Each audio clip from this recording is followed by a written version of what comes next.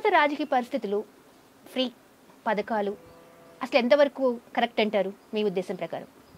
రాజకీయ పార్టీలు ఓటర్లని సోమరిపోతులను తయారు చేయడం కోసమే ఫ్రీ పథకాలను తీసుకొచ్చాయి. ఓకే, మీరు ఒకప్పుడు రాజకీయాలు చూడండి, పేదవాడికి ఏదైతే ఫ్రీగా ఇవ్వాలనేది ఒక కాన్సెప్ట్తోని ఎన్టీ రామారావు గారు 2 రూపాయల కిలో బియ్యం తీసుకొచ్చి అక్కడికి ఫైన్. అది కరెక్ట్ స్కీమ్. అది తర్వాత మీరు ఇవ్వాల్సింది విద్య, వైద్యం టాప్ ప్రయారిటీ. ఆహారం అనేది విద్యతో వైద్యం అనేది మంచి ఆహారం తింటే వైద్యంతో పని ఉండదు. అవును. సో మీరు విద్య, వైద్యం అనేది టాప్ ప్రయారిటీ ఇస్తే, మనిషికి ఒక అవగాహన కలిగిస్తే, గ్రామీణ వాతావరణంలో ఉన్నటువంటి అందరూ కూడా ఎడ్యుకేట్ చేసినట్టయితే వాళ్ళు తినేటువంటి ఆహారంలో మార్పులు వస్తే వాళ్ళకి అనారోగ్య సమస్యలు ఉండదు, వైద్యంతో పని ఉండదు. కానీ ఈరోజు టాప్ ప్రయారిటీ ఏమైపోయింది? ఎనీ సెక్టార్ మహిళలని టార్గెట్ చేసి, మహిళల ఓటర్స్ని టార్గెట్ చేసి వాళ్ళకి సంబంధించినటువంటి స్కీమ్స్ ఎదురుంటే ఉచిత బస్ అని చెప్పేసి ఈరోజు ఫ్రీ బస్ అని పెట్టారు. నిన్నటి దాకా బస్ టికెట్ తీసుకొని ఎక్కినటువంటి మహిళలు ఈరోజు ఫ్రీ బస్ అనగానే వాళ్ళు కేవలం ఏదో చిన్న పనికి కూడా, అసలు అవసరం లేని దానికి కూడా బస్ ఎక్కేసి ఫ్రీగా ఉంది అని చెప్పేసి వెళ్తున్నారు. అసలు ఫ్రీ అనేది చాలా ప్రమాదకరం. భారతదేశంలో కాదు, ప్రపంచంలో ఫ్రీ అనే పదమే చాలా ప్రమాదం.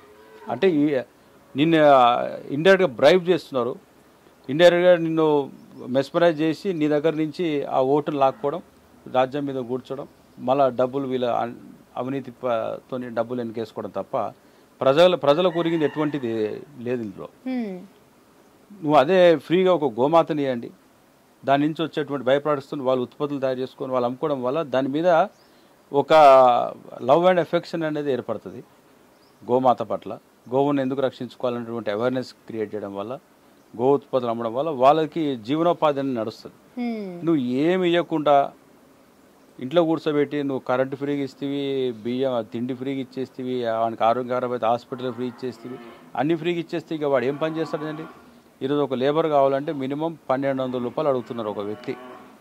చిన్న పని చేసిపోండి బాబు అని చెప్తే పొద్దున 10:30కు వస్తే మళ్ళీ 4-5 గంటలకు దిగిపోతున్నాడు, 1200 అడుగుతున్నాడు. 250కి 300 రూపాయలు దొరికే లేబరు, అదే లేబర్ ఈరోజు 1200 రూపీస్ 13 రూపీస్ అడుగుతున్నారంటే ఫ్రీ పథకాలు ఇవ్వడం వల్ల వాడు హ్యాపీగా రిలాక్స్గా ఉన్నాడు, పోయినప్పుడు మాత్రం వాడు డిమాండ్ చేస్తున్నాడు.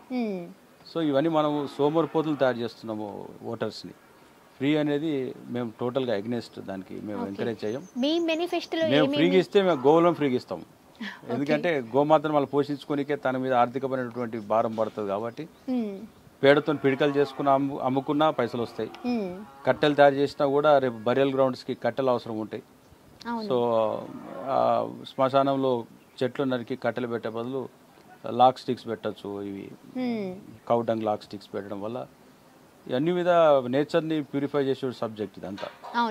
గోమూత్రం అరకు తయారు చేసుకోవచ్చు, నెయ్యి పాలిచ్చి ఆవిస్తే నెయ్యి తయారు చేసుకొని అమ్ముకుంటాడు. సో మిల్క్తోని వాళ్ళ ఇంట్లో ఉన్నటువంటి చిన్న చిన్న పిల్లలు పాలు తాగుతారు, ఆవు పాలు స్వచ్ఛమైన. సో ఇట్లా చాలా ఉన్నది. గోవు గురించి చెప్పాలంటే నాకు తెలిసింది కొద్దిగా, కానీ దాని గురించి చెప్పాలంటే ఆకాశం అంతున్నది ఆవు గురించి. ఓకే, ఇప్పటి వరకు మీరు చాలా ట్రై చేశారు గోవుని జాతీయ ప్రాణిగా చేయాలి అని, మరి ఇది అమల్లో జరిగే ఛాన్స్ ఉంది అంటారా? మా దేహం, మా ప్రాణం గోమాత కోసం మేము జీవిస్తున్నాం.